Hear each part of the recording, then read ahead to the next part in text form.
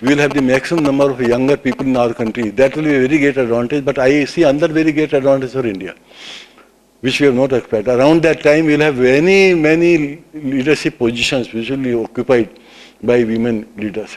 In our country, we had 7 to 8% growth, which has certainly declined because of some external factors. When only males, they were in the mainstream. But when women comes in the mainstream, I think country will have different character. Country's growth rate will be a very different kind of thing. Country will be able to take on any challenge. I am very sure that in times to come, when women and men, they work together, and when top positions are also shared together, India, I think, will then stand on a very different footing. On that note, madam, I just would like to submit that IP works with almost all the ministries. We are part of the Cabinet Secretariat, and as a part of the Cabinet Secretariat, we have Dr. Geeta there. She is the representative of the Ministry of Cabinet Secretariat. In Cabinet Secretariat, there is a division, Performance Management Division, and IP works for the Cabinet Secretariat, helps them in measuring the performance of 69 ministries and departments and 17 state governments in India. There is an index, and on that index, all the secretaries, joint secretaries, and heads of the centers, they all are evaluated. And this RFD has gone to almost all the departments of the government. There are 800 responsibility centers which are covered under the RFD. We also help Ministry of Corporate Affairs, and Ministry of Corporate Affairs, Dr. Poonam Singh and Dr. Sarkar, they are the representative of the ministry on that. We work with the NFCG, Ministry of Corporate Affairs, where Dr. Shishal Junwala and Dr. Kiran, they work with that ministry. Dr. Ramarao, P. Ramarao, who is a Padma Vibhushan and advisor to Prime Minister on defense, a very noted scientist in the world, a very noted metallurgist. He heads, he is chairperson of the institute. The institute board is, we have the distinction of having topmost secretaries of the government of India, topmost CMDs of Navratnas and Maharatnas, and topmost researchers. IP has published about 250 research books, and recently there was a rating by the government of India of all the 600 universities and 29 advanced institutes, and I'm very happy to tell that IP was rated number 2. And I think it's male and women directors. We have to be number 2 because we are not at Delhi. So necessarily, I think number 1 has to go to Delhi.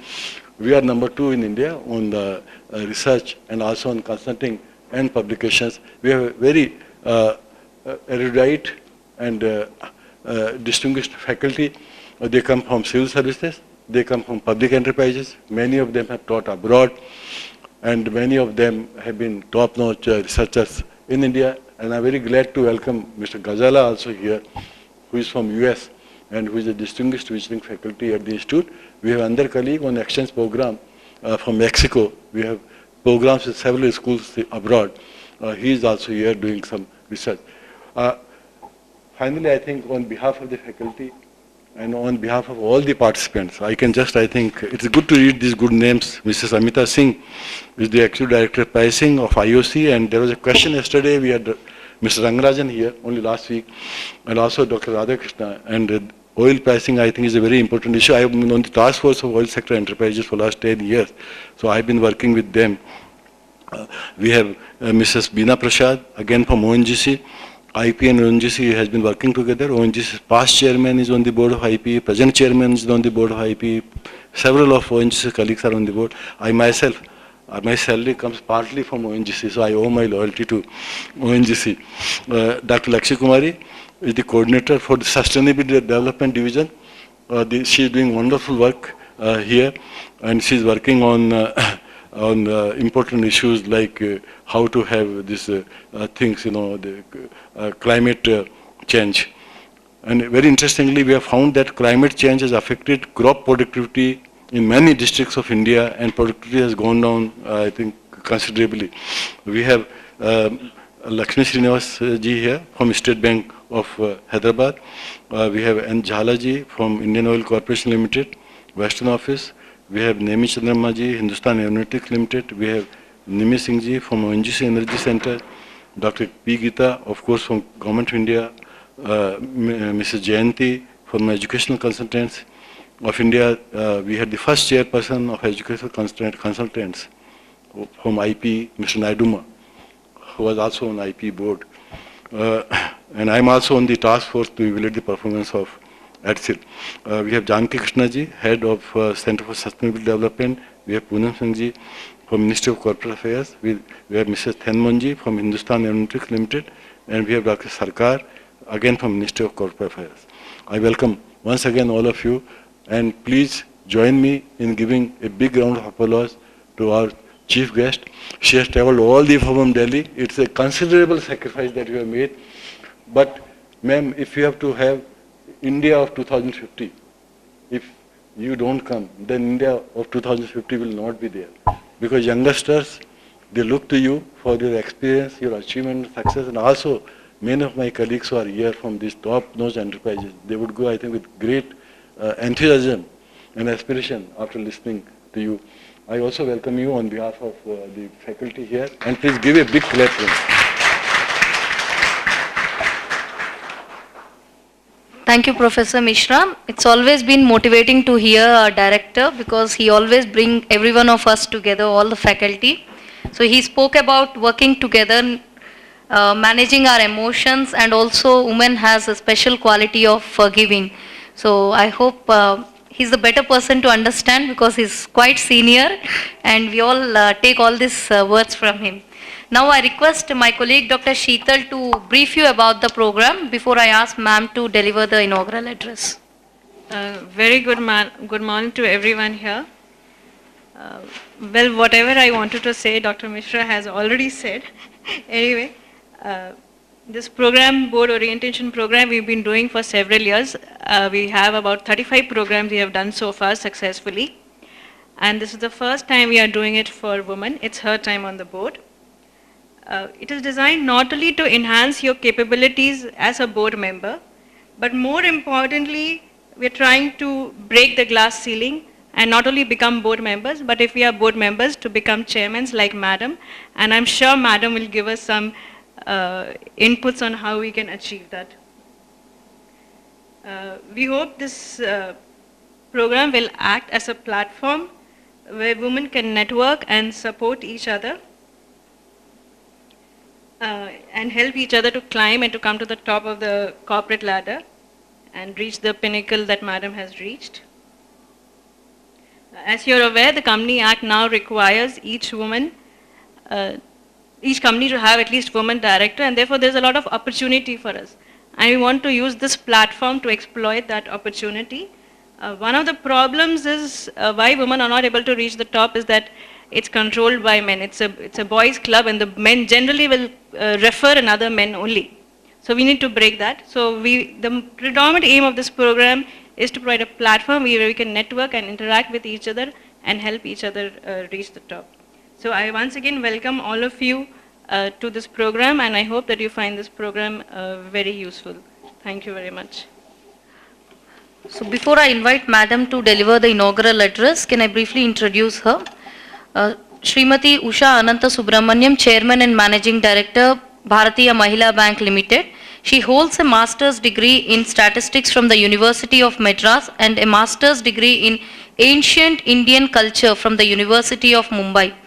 Prior to taking over as the Chairman and Managing Director of the Bharatiya Mahila Bank Limited, she was the Executive Director of Punjab National Bank for over 2 years. She started her career with LIC and later joined the banking industry in February 1982 as a specialist officer in planning stream of Bank of Baroda and rose to the rank of General Manager. At Punjab National Bank, she was the part of the committee formed for the examination of blueprints and other related tasks for setting up the first focused bank in India, that is a special women bank. She was the head of the core management team constituted by the Ministry of Finance, Government of India for coordinating the process of establishment of the bank. In a career spanning over the 3 decades, she has worked in various positions in the banking and also allied areas. The key assignments that were held include General Manager Southern Zone, Bank of Baroda and Life Insurance Joint Venture Formation.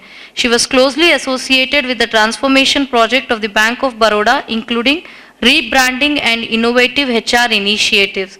So on behalf of the Center for Corporate Governance, our board and faculty colleagues, and everyone at the Institute of Public Enterprise. We welcome you, ma'am, and I request you to deliver the inaugural address. Thank you. Respected Dr. R.K. Mishra ji, Director IP, Dr. Sheetal Junjunwala, Dr. Kiran Mai, participants for the two-day session. It's her time on the board. Faculty members of IP, ladies and gentlemen, a very good morning to all of you.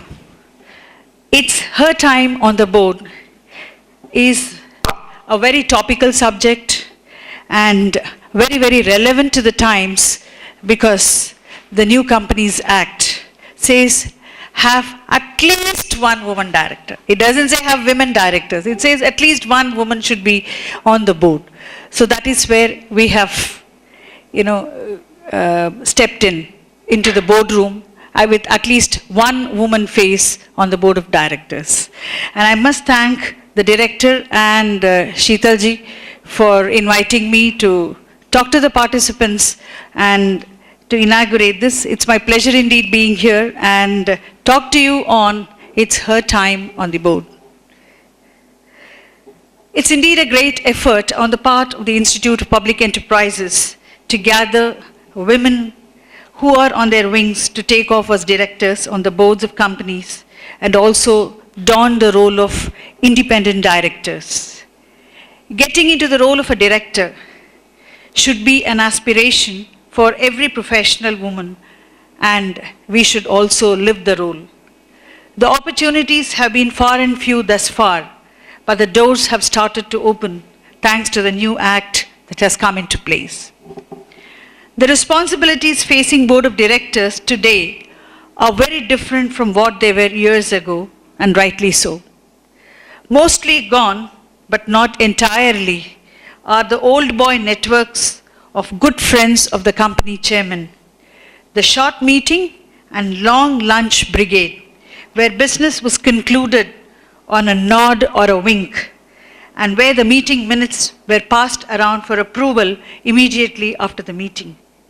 The changes and improvements are welcome, but change is dynamic and not static. Our modern world is one of constant evolution and innovation.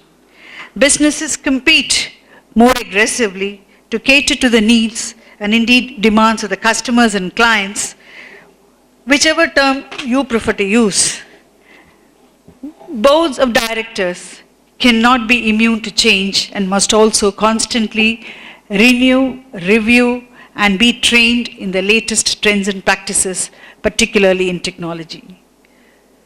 Boards are pivot to governance in companies, and their basic governance responsibilities remain more or less the same across the world. The key role is that the board acts as the trustees of the shareholders and plays an important role in providing direction to the companies in terms of approving strategy, maintaining high order of governance, enhancing their performance, and ensuring that the companies operate in the best interests of the shareholders and other stakeholders. Given the complexity of today's corporate structures and rapid changes that are occurring all around, the role of the director comes as a serious and responsible task. Normally, being a director on a company was always thought of it's like making a statement. It's adding to your social status, but today it's a complex task. It comes with a load of responsibilities, I must say. The New Companies Act 2013 is path-breaking in many ways. The focus of the new act is on stronger governance, transparency, and accountability, and the important aspect of governance and management is a strong and competent board of directors. There is an extremely enhanced role for directors in the New Companies Act. Independent directors have been defined, and express provisions pertaining to the requirement to have independent directors have been defined and brought in the new act. People always felt being independent directors means you're really independent from everything. But today, the whole lot of responsibility, the whole lot of accountability is resting on the set of independent directors. So beware if you have to become independent director. The Companies Act of 2013 has raised the bar for the boards in India. The new Act has made several important and significant new provisions which together would redefine the board governance. Several new concepts have been introduced, such as women directors on the board to bring gender diversity, small shareholder director, performance evaluation which hitherto never existed, corporate social responsibility, etc. The internal financial controls and risk management oversight of the boards have been strongly emphasized. Disclosures have been enhanced in boards' report to shareholders, and the independent directors have been entrusted, I underline the word entrusted, with new responsibilities to make their role more objective and meaningful. But the core of the board existence is corporate governance.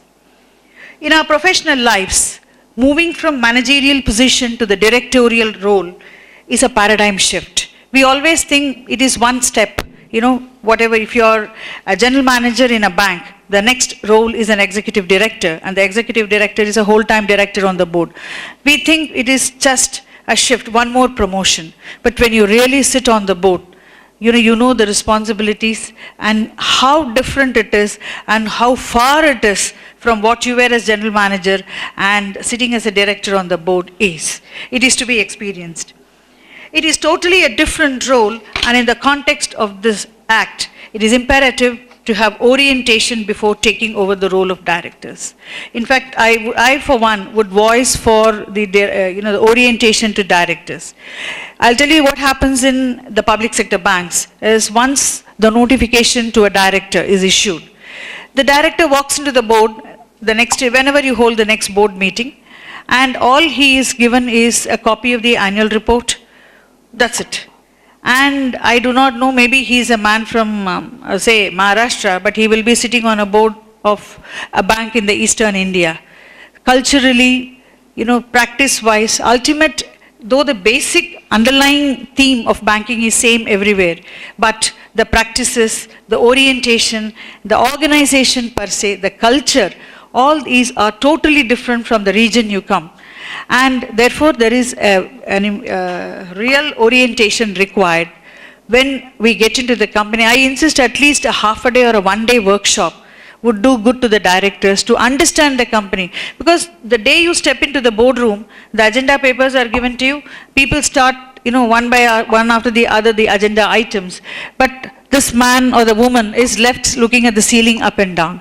Because they have not understood what is, and maybe he's a social worker, he comes on a bank board.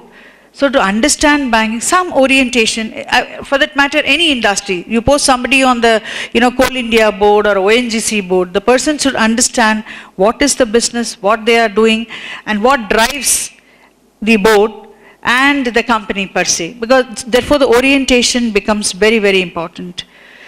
So before we embark on women, or she in the boardroom, or her role in the boardroom, or her time on the boardroom, let's look at what makes a woman ideal to step into the boardroom and occupy that chair.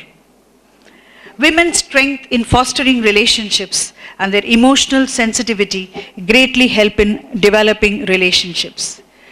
Women are master multitaskers and highly collaborative.